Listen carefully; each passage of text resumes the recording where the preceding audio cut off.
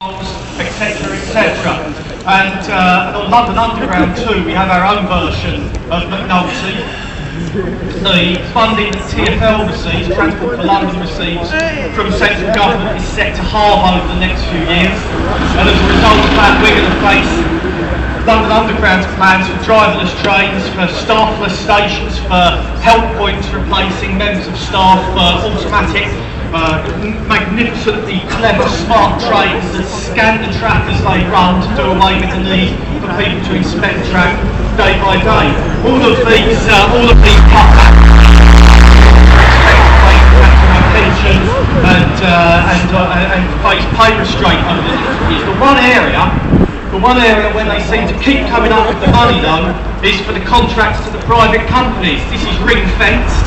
The money continues to hemorrhage out of the public sector rather, into the pockets of these private companies. And if HS2 goes ahead, which will become the government's centrepiece investment project over the next 10 years, if HS2 goes ahead in its current form, then we'll see an absolutely colossal hemorrhaging of public funds to private companies to construct the high-speed network. The RMT is in favour of high-speed rail. We want to see a high-speed system that is designed in consultation with passengers, groups, rail workers, communities, and is built in the public sector, creating well-paid jobs both in the engineering sector and in the rail sector once the thing is up and running.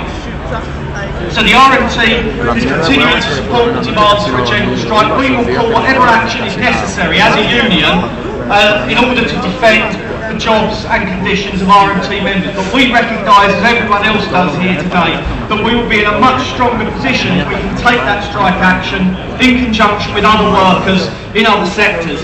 And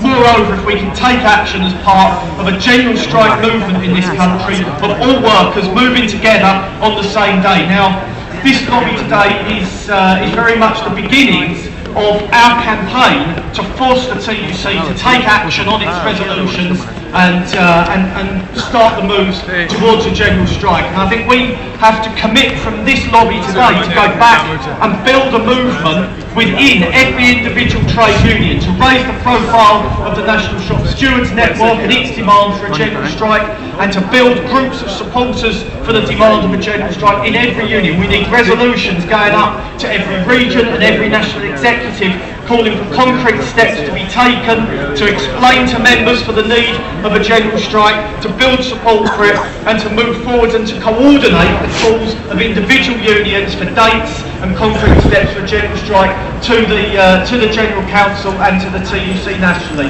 So solidarity to all those workers facing immediate struggles over their pay, pensions and conditions, and forward to a general strike. Okay, brilliant. Thanks very much.